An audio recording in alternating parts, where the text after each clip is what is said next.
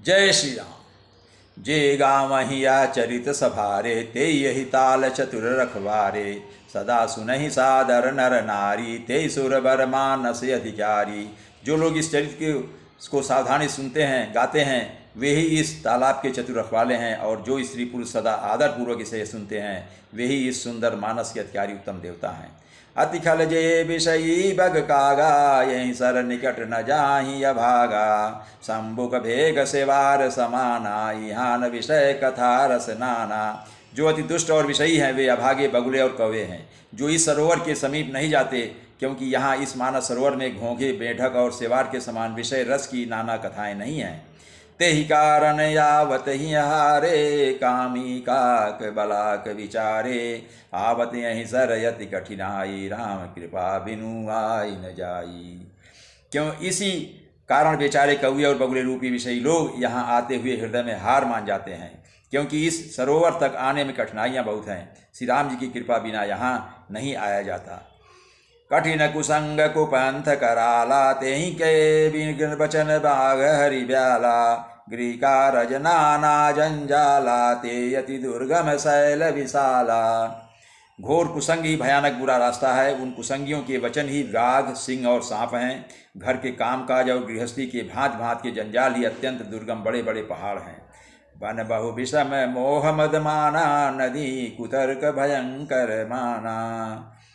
मोह मद और मान ही बहुत ही बीहड़ वन हैं, और नाना प्रकार के कुतर्क ही भयानक नदियां हैं। जे श्रद्धा संबल रहित नहीं संतन कर साथ। तीन कहूँ मानस अगमयति जिनैन प्रिय रघुनाथ। जिनके पास श्रद्धा रूपी राह खर्च नहीं है और संतों का साथ नहीं है, और जिनको श्री रघुनाथ जी प्रिय नहीं है, उनके लिए मानस अत्यंत ही अगम है। अर्थात श्रद्धा सत्संग और भगवत प्रेम के बिना कोई इसको पा नहीं सकता। जो करि कष्ट जाई पुनि कोई जात ही नींद जुड़ाई होई। जड़ता जाड़ विषम उर लागा गयो न मज्जन पाओ अभागा। यदि कोई मनुष्य कष्ट उठाकर वहाँ तक पहुँच भी जाए तो वहाँ जाते ही उसे नींद रूपी जूड़ी आ जाती है।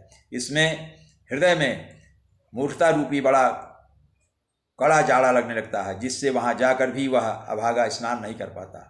करि न जाय शर्म जन पाना फिर या वै समेत अभिमाना।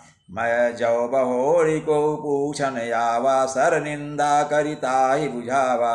उससे उस सरोवर में स्नान और उसका जलपान तो किया नहीं जाता, वह अभिमान सहित लौट आता है। फिर यदि कोई उससे वहाँ का हाल पूछने आता है तो वह अपने अभाग्य की बात ना कहकर सरोवर की निंदा करके उसे समझाता है। सकल विघ्न व्यापहि नहीं तेहि राम सुकृपा बिलो कहीं जेहि। सोई सादर सरम जनु करई महाघोर त्रैताप नजरई। ये सारे विघ्न उसको नहीं व्यापते, बाधा नहीं देते। जिसे श्री रामचंद्र जी सुंदर कृपा की दृष्टि से देखते हैं वही आदर पूर्वक इस सरोवर में स्नान करता है, और महान भयानक त्रिताप आध्यात्मिक आदि दैविक आदि भौतिक तापों से नहीं जलता। ते नर या सर तजन काऊ जिनके राम चरण भल भाऊ।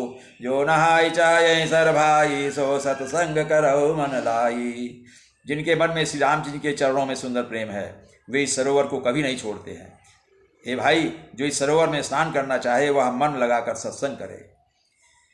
असमानस मानस चख चाही भई कवि बुद्धि विमल गाही। भयउ हृदय आनंद उछाहू उमग्यउ प्रेम प्रमोद प्रभाऊ।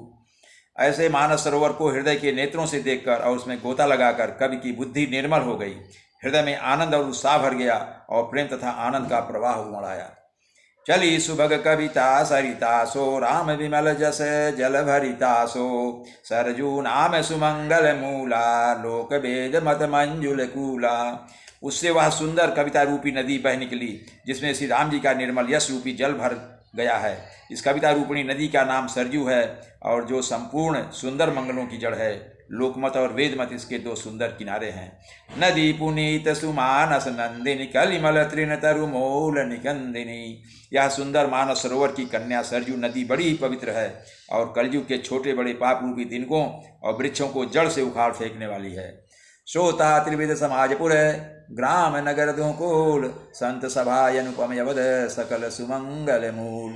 तीनों प्रकार के श्रोताओं का समाज ही इस नदी के दोनों किनारों पर बसे हुए पूर्वे गांव और नगर हैं, और संतों की सभा ही सब सुंदर मंगलों की जड़ अनुपम अयोध्या जी है। जय श्री राम।